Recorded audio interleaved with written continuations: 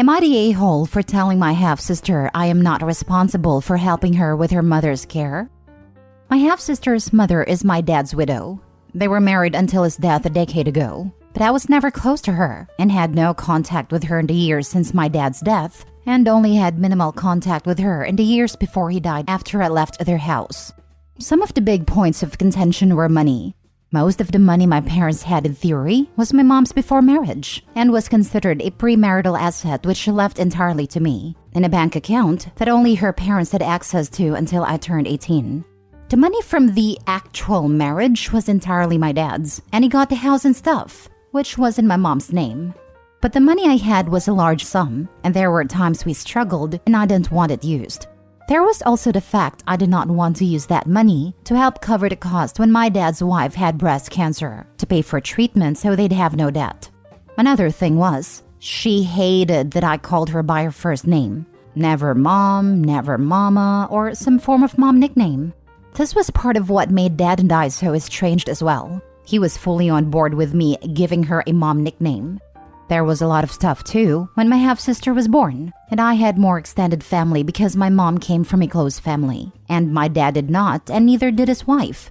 I was low contact for about 5 years before my dad died, then no contact with his wife after. My half-sister and I have always had a strained enough relationship.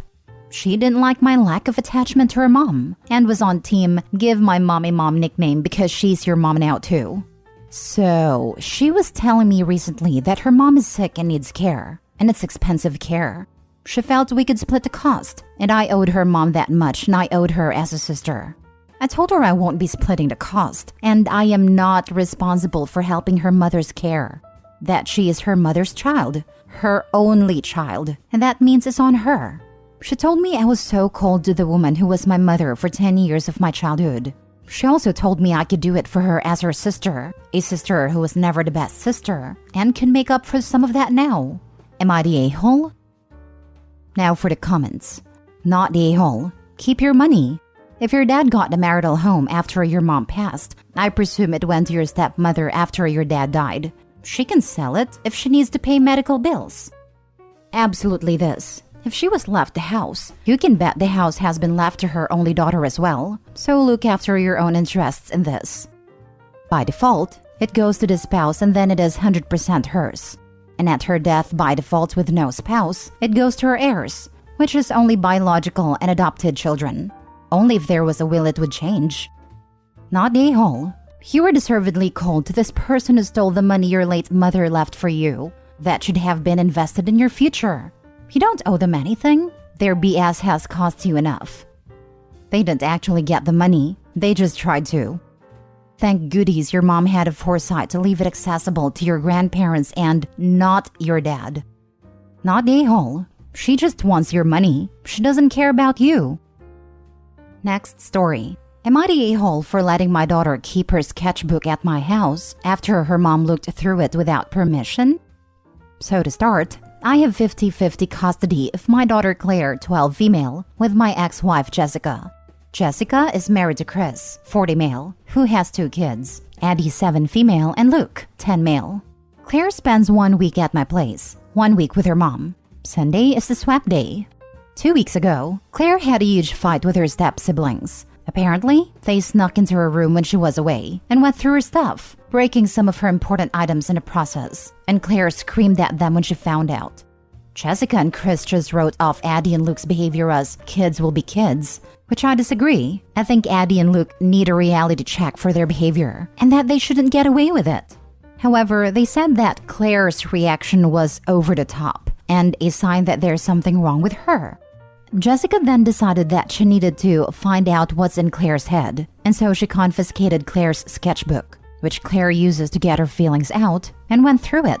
Apparently, what she found was disturbing. Claire has showed me her sketchbook before, and no it isn't. But she took Claire to a psychologist for evaluation.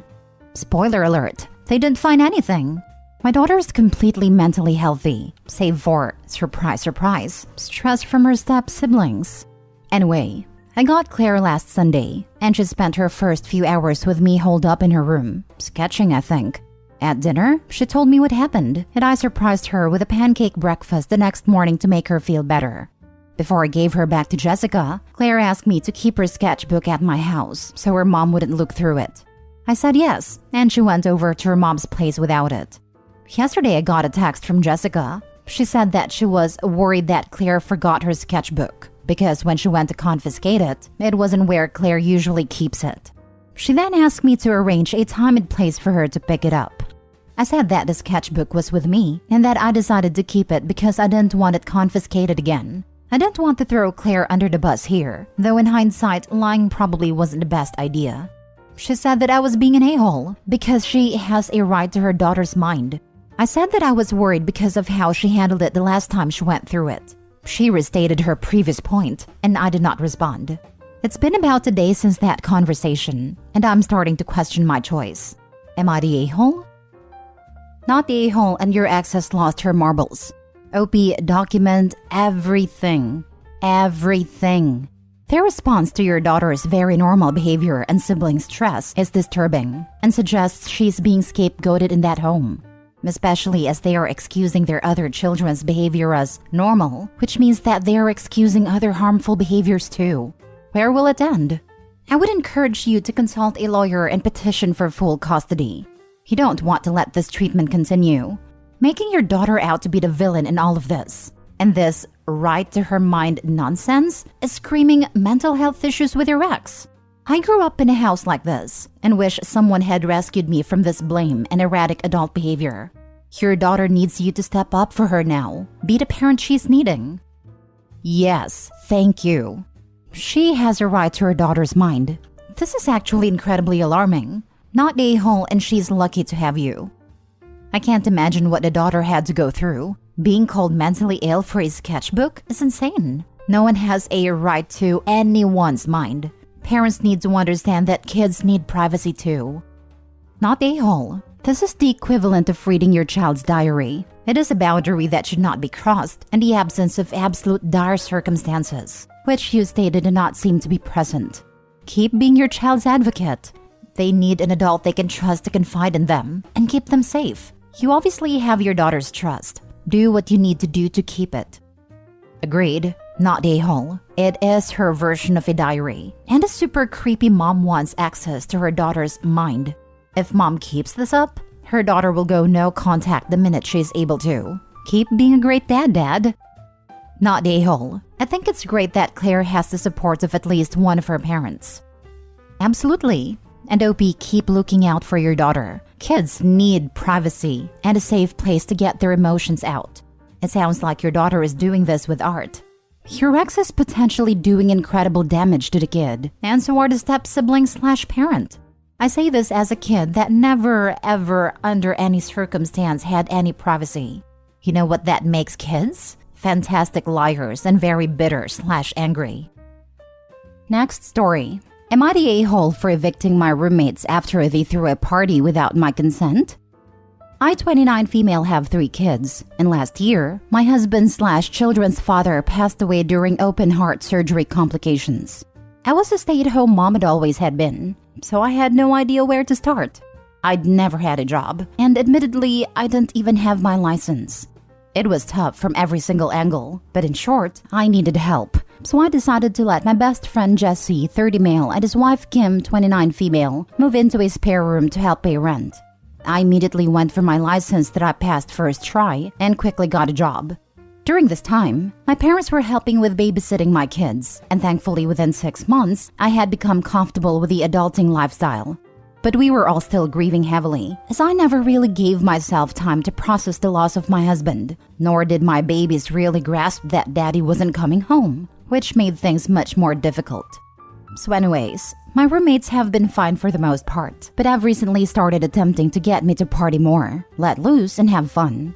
Thing is, I'm still not even remotely comfortable with that, and I've expressed this multiple times. That, and I have some unresolved trauma involving men from my childhood. I don't really feel comfortable being around any guy while drinking. I'm working through that in therapy that I started recently, but there's a long road ahead. Well, I picked my girls up from soccer practice yesterday and brought them out for ice cream. We got home around 6 p.m., and there were 4 or 5 unknown cars in my driveway, and I could hear the music blared. I walk inside to find easily 10 plus people, mostly men, drinking, dancing, and partying with my roommates. I immediately turned off the music and told everyone to leave, and my roommates called me a poor sport and said I need to let go. Between them having strange drunk men and me and my husband's home around my girls and not respecting my boundaries and no partying in general, I decided to evict them this morning, where I had a lease already drawn up, stating I could evict them at any time with a week notice. I only gave them 7 days to be out, and I was within my rights to do so. They're saying I'm an a-hole for blindsiding them after all they've done for me. But them having drunk guys in my house around my daughters without even asking, knowing what I went through, was not a situation I would ever forgive. Am I the a-hole? Now for the comments. Not a-hole.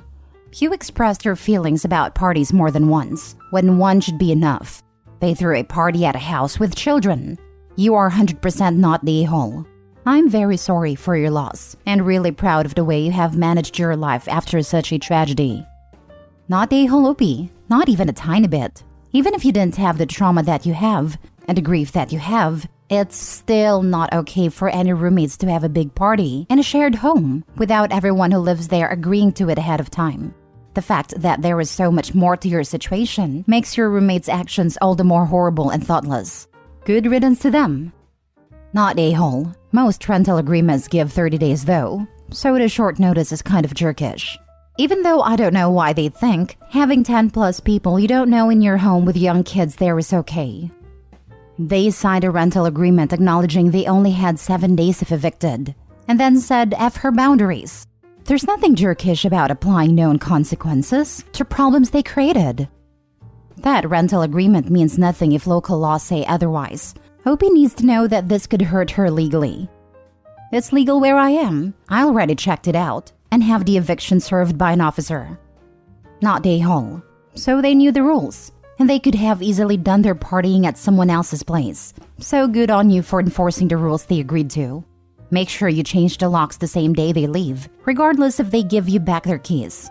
Also, if they have any access to apps including passwords like Prime Plus, etc. that you pay for, make the necessary updates to remove them and change the passwords. If you have any small valuables, I'd suggest making sure they are somewhere safe. Not to insinuate your former friends would steal, but ticked off people sometimes do stupid stuff. One other thing is whether or not you are home. Remember, please to keep exterior doors locked.